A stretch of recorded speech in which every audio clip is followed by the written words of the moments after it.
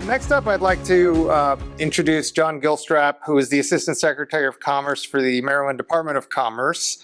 Through his work with Deputy Secretary Ricardo Ben, who is in the House also. Ricardo, please raise your hand. Thank you for all the work you guys are doing.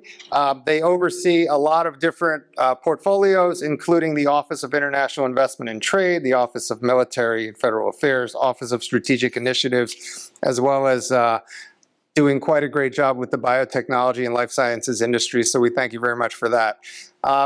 Would love to hear about some of the initiatives you guys are doing, and thank you guys for joining, and thank you so much for your support as well.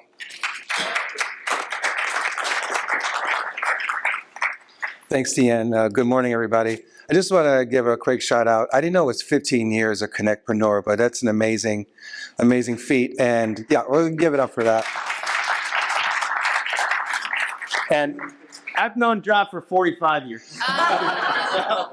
Since we were in nursery school, right? I was going to leave that part out. But anyway, thanks for all you do, because you've been an indispensable piece of this ecosystem here in Maryland.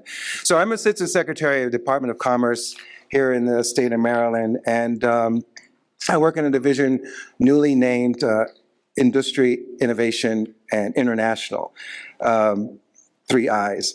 And we oversee the state's programs and assets in what we call the domain sectors of the state. So that would be computational science and biology, aerospace technology, position, navigation, and timing. I know there's some quantum companies here, as well as emerging technology, AI, cyber, and quantum computing.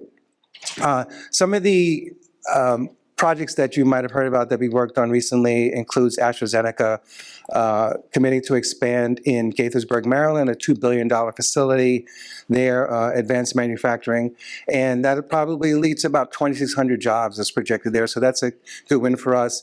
And also, we just announced that the Sphere entertainment, technology entertainment facility is a big one in Vegas, and we're bringing one here to Maryland as well to be sited in National Harbor. So that's a very exciting opportunity too, and it's going to be a big jolt, a positive jolt to the economy, probably lead to another 1,500 jobs. And as you can see, jobs is very important to the Department of Commerce. But those are some of the bigger projects, but I think more applicable to here today, we are very much intent on establishing Maryland as the startup capital of the East Coast as well. So we are involved in a number of initiatives this year to facilitate that. You're going to find out about a number of new investment tax credits that are coming out, a lot of exciting new grant programs tailored to the biotech sector, the cyber sector, and the AI community, as well as workforce development training, because you're going to need workers to drive your businesses going forward. So those are some of the exciting things that we're doing on the sort of regulatory side, also reducing regulations and permitting time. But also, once you're in Maryland, we work with companies like yours to grow your business. So we lead trade missions overseas. I was just in Japan Health last year with a delegation of 12 biotech companies here from Maryland, helping them build new relationships and establish supply chain. We're just in Canada recently. Also, I was talking to a company here earlier, renewing our MOU there, and with the life science community and the defense community in Maryland, too, in Canada as well, trying to bridge those ties.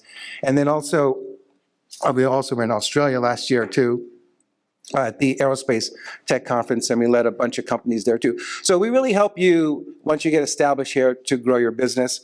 I think another thing we can be very helpful on are strategic partnerships. We work with a lot of the big global companies, you know, the IBMs and NVIDIAs and so forth, and they're looking to meet companies like yours because you have the ideas and the new energy that they need to bring. So we can build those connections as well, and then also introduce you to other agencies at the state. I'm working now with a startup company in the AI space, and they've just started a pilot with the Department of General Services to do some work there. So that's the kind of stuff we do and can facilitate. Lastly, I think I would say, and I was just talking to Deborah, who you hear from earlier, that we're also very much focused on bringing investment capital, outside capital, into Maryland too, because that's, you know, everybody needs some money. So we've led a couple of workshops with some big investment firms outside of Maryland to come into Maryland. And also I have to say, my colleague, Deputy Secretary Ricardo Ben is in the office. He's leading an FDI effort, a pretty big major effort to bring in foreign capital into the state as well. So that includes the Gulf states, and that includes some firms in Southeast Asia, where their big pools of capital are. So anyway, those are some of the things we're doing in the Department of Commerce, and maybe I'll give you some idea on how we can be helpful. Please reach out to us. Deputy Secretary Ben's a great resource. I can be helpful to you as well. I know some of you have a lot of other touch points into the Department of Commerce. BW Tech is a good partner as well, and we just established a new MOU here while we were talking earlier this morning. So I'll get out of your way, but I'm looking forward to hearing some of your presentations, and please feel free to reach out anytime. Thank you very much.